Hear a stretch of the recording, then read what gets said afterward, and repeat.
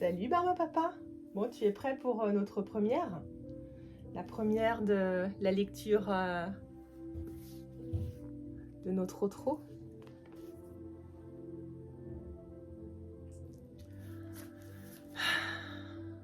Salut toi. Salut. Ça fait longtemps qu'on s'est pas eu. T'as envie que je te raconte une histoire? Ce soir, je vais te raconter l'histoire de Trotro, les mémoires d'un âne. Trotro, celui qui porte tout sur son dos. Trotro, c'est l'analogie du trauma. C'est toutes ces générations qui portent les Trotro de ses parents blessés. Les mémoires d'un âne. Trotro, c'est toi, c'est moi, c'est nous. C'est nos Trotro. Trotro, c'est ce petit âne qui porte tout sur son dos. C'est ce petit âne avec cette fermière qu'il bat avec son bâton. Ce fermier qui cherche à le faire avancer. Mais toi aussi, tu sais qu'on ne fait pas boire un âne qui n'a pas soif. Alors je vais te raconter cette histoire de Trotro. C'est ok, Barba Papa? Tu m'écoutes? Cette histoire, c'est pour toi, c'est pour moi, c'est pour nous, c'est pour l'humanité. Trotro.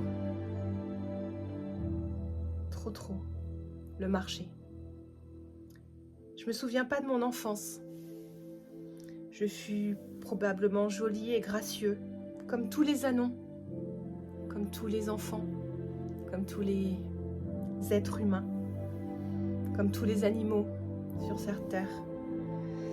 Et plein d'esprit, comme je le suis encore aujourd'hui. Mes premiers souvenirs remontent au temps où mes maîtres étaient de méchants fermiers.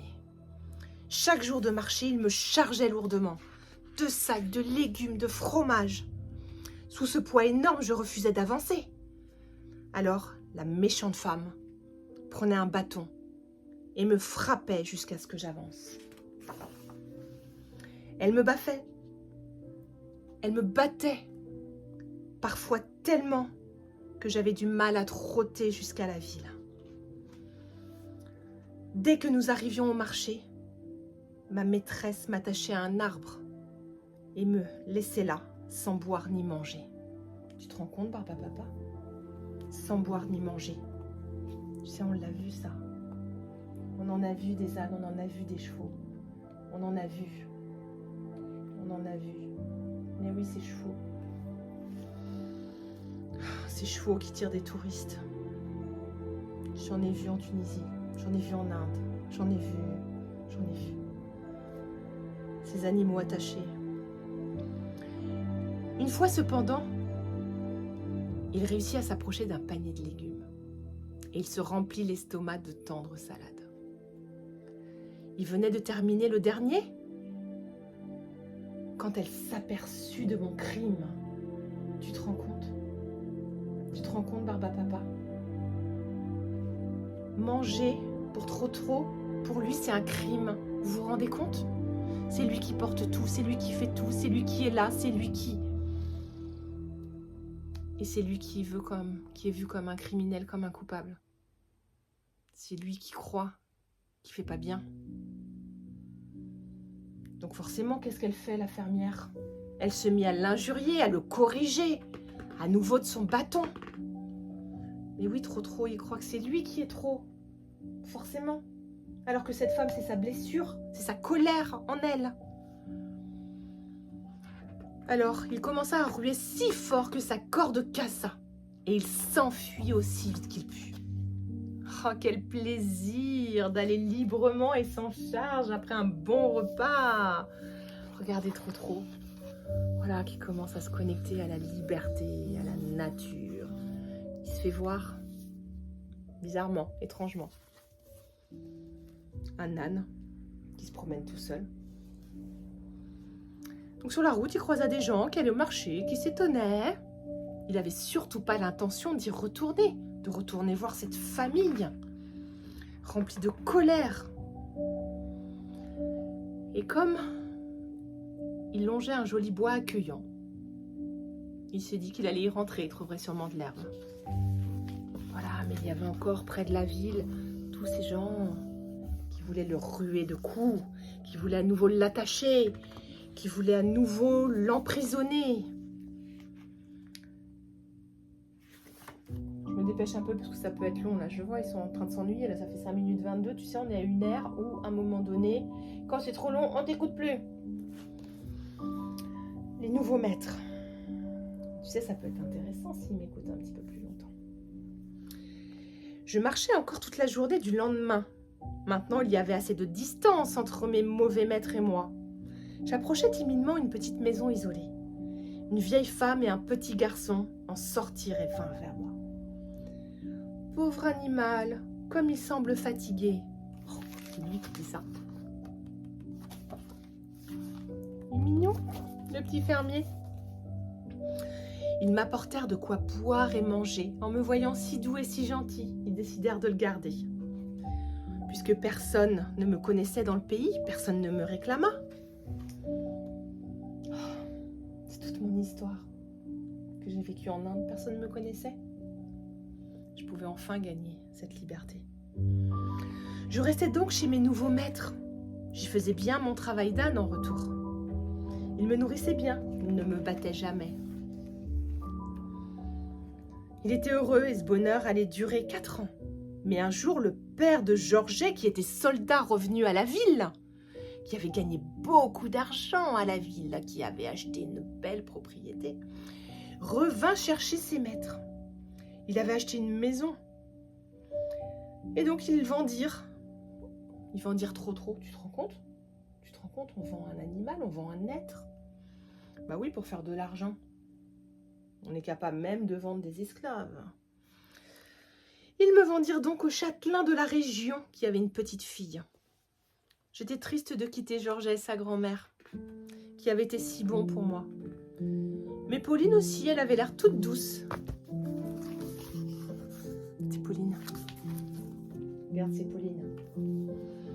C'était une petite fille triste et souvent malade.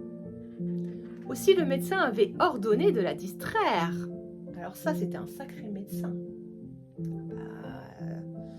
Prescrire de la distraction, du rire. Hein, tu sais, Barba Papa, moi je te prescris souvent des doses de rire. Ses parents avaient pensé que cela l'amuserait beaucoup d'être voituré par un âne. Au début, un domestique nous accompagnait. Mais lorsqu'on vit combien j'étais bon et doux, avec ma petite maîtresse, on la laissa aller seule. Le médaillon. Le médaillon, Barba Papa. Pauline m'aimait beaucoup. Elle me soignait, elle me caressait. Un jour, je vis Pauline accourir vers moi. « Cadichon, Cadichon ! Maman m'a donné un médaillon avec son portrait. Je vais y mettre aussi quelques poils de ta crinière. » Cadichon était tellement fière. J'étais fière de voir combien ma petite maîtresse m'aimait. Mais la maman arriva et fut très en colère en voyant l'usage que sa fille faisait de son cadeau. Mais oui, un cadeau qui avait coûté de l'argent, puisque papa était parti à la guerre, papa était parti travailler à la ville pour ensuite gagner beaucoup d'argent, pour offrir ce médaillon preuve d'amour à maman. Mais pour Pauline, c'était de l'amour aussi qu'elle mettait dans ce médaillon. Beaucoup d'amour, en y mettant les poils de son cadichon. Et maman interdit de passer tout son temps avec Cadichon. Un jour, il y a eu un incendie. Regarde, l'incendie. Regardez, il y a eu un incendie. Pauline était à nouveau très triste, enfermée dans son château. Sa maman était de mauvaise humeur depuis l'incident du médaillon. Cadichon s'ennuyait aussi. Tout le monde s'ennuyait. Tout le monde était triste. Maman était triste. Papa était parti. Un soir, j'ai entendu des cris. Au feu, au feu, au feu, au feu. J'essayais de m'échapper, mais j'étais à nouveau enfermée, attachée avec cette corde. Le feu gagnait déjà l'écurie quand Pauline fit irruption pour le délivrer. Nous allions sortir quand le plancher du fenil s'écroula devant la porte. C'est dans la cave qu'ils se sont réfugiés. En haut, le feu continuait ses ravages, mais dans cette cave humide, nous étions à l'abri. Pauline se blottit contre moi et elle finit par s'endormir. Le lendemain matin, j'aidai Pauline à sortir de la cave.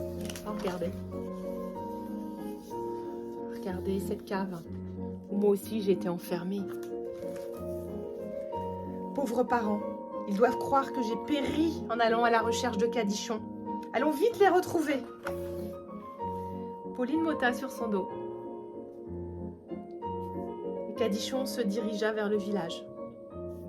Ses parents s'étaient réfugiés dans la maison la plus proche et croyant leur fille perdue, ils étaient dans un grand chagrin.